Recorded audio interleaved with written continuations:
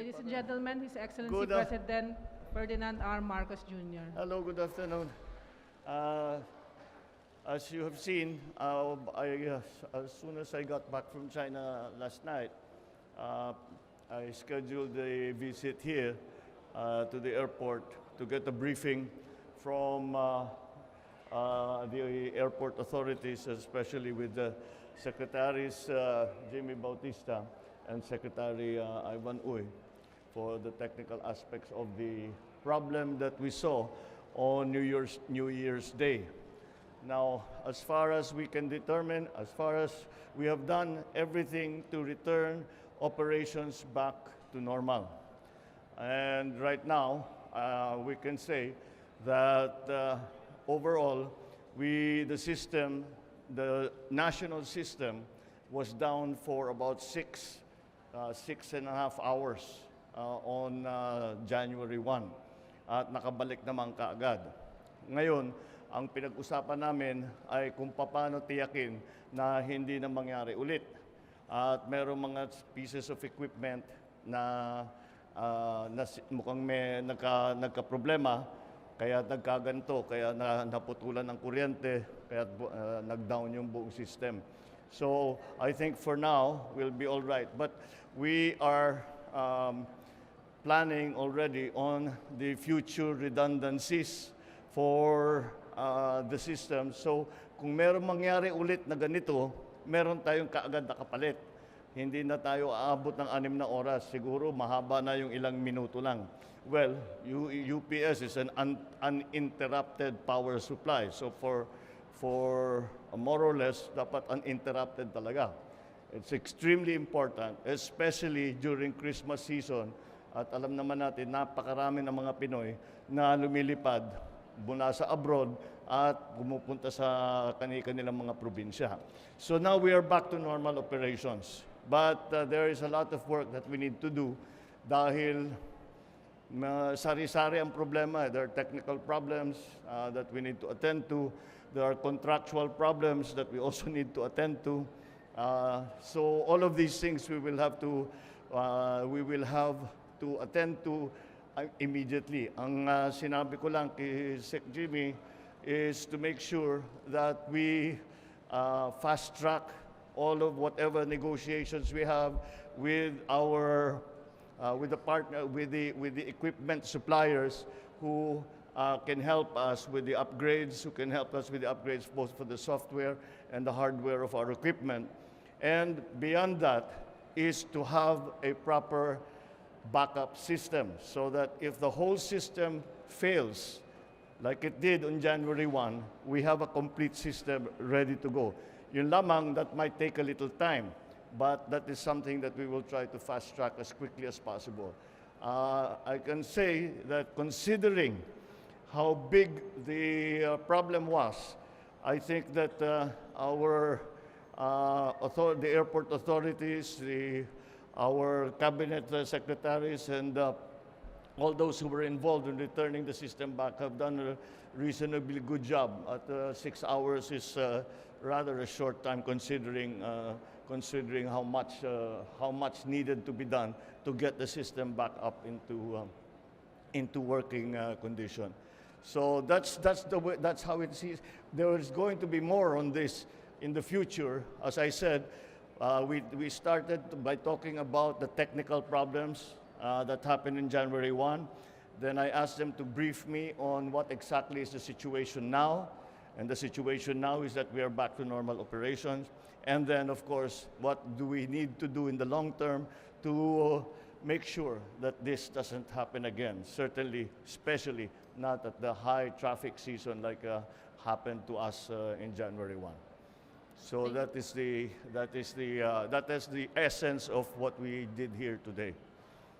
Thank you, sir. We have a follow-up question from Ms. Maricel Halili of TV5. Hi, sir. Magandang hapon Good po. afternoon. Sir, what do you want to tell to the public and especially the foreign tourists who were affected by the cancellation and delayed flights last New Year? Well, of course, it is very unfortunate, and this is not something that, of course, none of us wanted this to happen.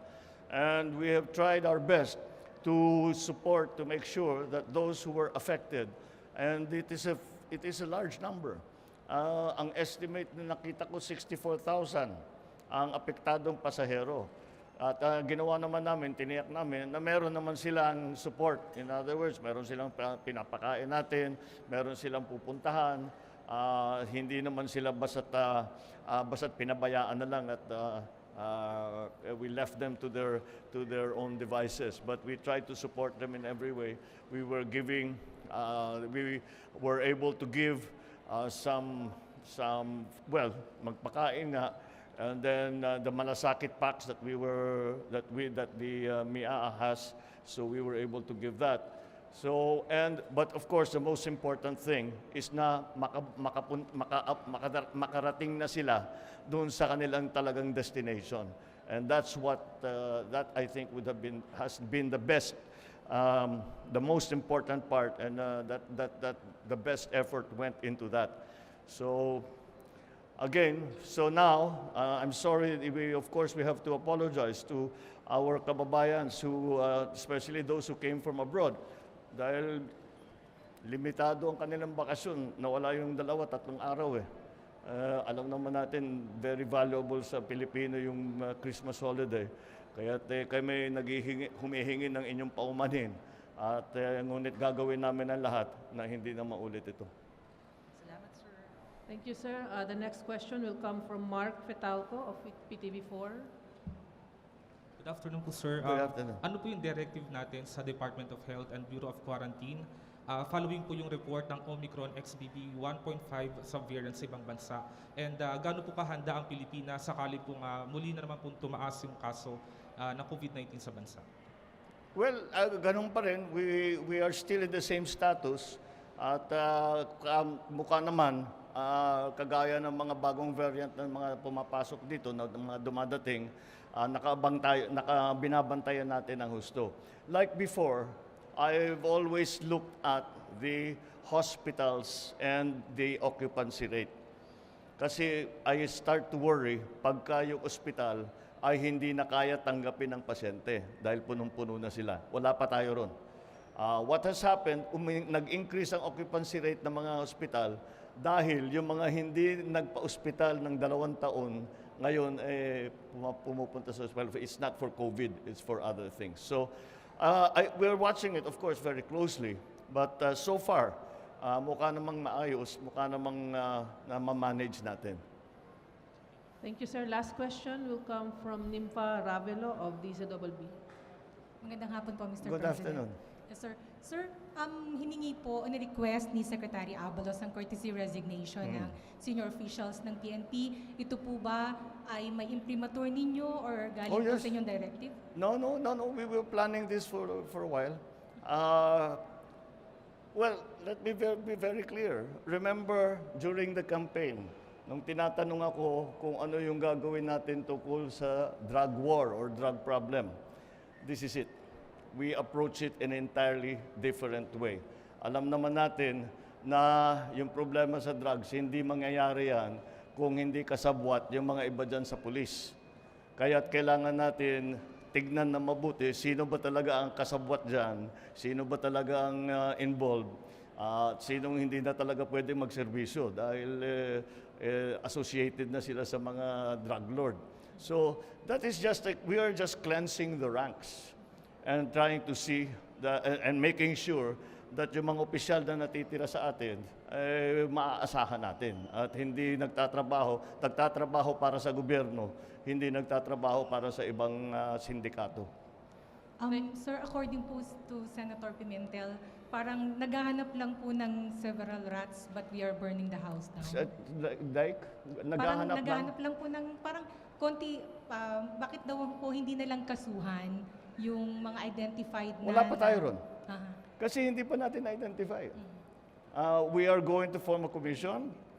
We ask for the resignation, the courtesy resignations. We will form a commission, and we will look into the records of all of the officers as we slowly will reinstate those who are cleared, and maybe we will have to decide what do we do with those that are implicated to being involved in the drug trade.